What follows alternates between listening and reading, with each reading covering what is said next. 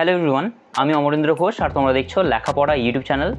আজকের পার্টিকুলার ভিডিওতে আমরা একটা স্টাডি টেকনিক নিয়ে আলোচনা করতে চলেছি, which is popularly known as the Feynman technique. এই টেকনিকটা মহান ফিজিসিস্ট বলাচ্ছে, মহান Nobel prize winning physicist Richard Feynman বললে বেশি ভালো হয়। তিনি এটা প্রপোজ করেছিলেন, যেটা সাহায্যে যে কোনো কনসেপ্ট খুব সহজে লার্ন করা যেতে পারে। আমি ক্লাস 11 থেকে ফলো করে আসছি, যেটা শিখেছিলাম ইন্টারনেট থেকেই, ইউটিউব থেকে বা গুগল থেকে বলতে পারো, এবং এটা আমার পড়াশোনার ক্ষেত্রে অনেক হেল্প করেছে। যে কোনো ক্লাসের স্টুডেন্ট হও না কেন বা যে কোনো স্ট্রিমের স্টুডেন্ট হও কেন, আর্টস, সায়েন্স, কমার্স, তোমরা এই টেকনিকটা ফলো করতে পারো এবং যে কোনো কনসেপ্ট খুব ভালোভাবে লার্ন করতে পারো। এবার বেশি কথা না বাড়িয়ে এই টেকনিকটা আমরা প্র্যাকটিক্যালি বোঝানোর চেষ্টা করব।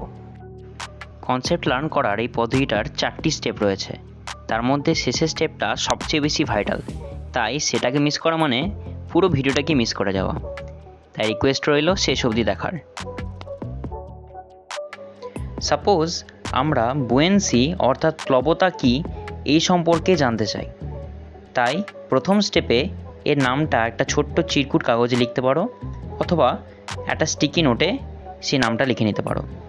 এবার পরের স্টেপে টপিকটা বই থেকে খুঁজে পড়তে শুরু করো। যদি বইয়ে টপিকটা ভালোভাবে না দেওয়া থাকে, তাহলে আমি তোমাদের রেকমেন্ড করব যে গুগল সার্চ করে বুয়েন্সি অর্থাৎ প্লবতা, যেটা আমরা এই এক্সাম্পলটা নিয়েছি এক্ষেত্রে, সেটা সম্পর্কে যত ইনফরমেশান অ্যাভেলেবেল আছে সেটা তোমরা গ্র্যাব করে নিতে পারো। সেটা আরও ভালোভাবে বোঝার জন্য তোমরা কোনো একটা অনলাইন ভিডিও লেকচারও দেখতে পারো। এরপর মেন ইনফরমেশানগুলো একটা নোটবুকে ভালোভাবে নোট করে নাও। কোনো কিছুর পড়ার পরে সেটাকে নোটবুকে নোট ডাউন করে নিলে সেটা ভালোভাবে ভিজুয়ালাইজ হয় এবং লং টার্ম অবধি আমাদের মনে থাকে। এবার নিশ্চয়ই বলবে, দাদা এগুলো তো আমরা রীতিমতো করেই থাকি, এতে তো খুব একটা কিছু সাহায্য হয় না। এই জন্যই স্টেপ 4টা ভালোভাবে বুঝতে হবে। আগের 3টে স্টেপ একদিকে, অন্যদিকে স্টেপ 4 একাই আরেক দিকে, কারণ ফাইনম্যান টেকনিকের কি পয়েন্টটাই হলো স্টেপ 4। অ্যাকর্ডিং টু স্টেপ 4, এখনও অবধি তুমি যা কিছু শিখলে সেটা তোমার কোনো কম বয়সী ভাই বা বোনকে বোঝানোর চেষ্টা করো।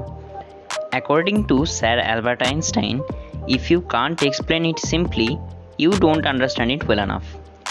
অর্থাৎ যদি কোনো কনসেপ্ট তুমি সহজভাবে বোঝাতে না পারো, তার মানে তুমি নিজে সেটাকে ভালোভাবে বোঝোনি।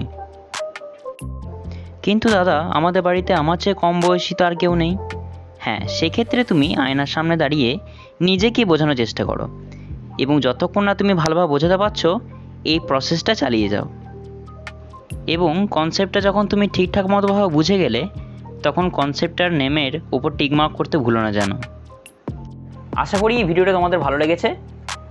এটা তো গেল যে কোনো কনসেপ্ট কীভাবে সহজে লার্ন করা যেতে পারে, কিন্তু কোনো চ্যাপ্টার কীভাবে খুব ভালোভাবে এবং খুব তাড়াতাড়ি শেষ করবে সেটা জানতে হলে এই স্ক্রিনে দেওয়া ভিডিওটা তোমরা ক্লিক করে দেখতে পারো, যেটা সাহায্যে তুমি খুব সহজে যে কোনো চ্যাপ্টার অল্প সময়ের মধ্যে কমপ্লিট করে নিতে পারো।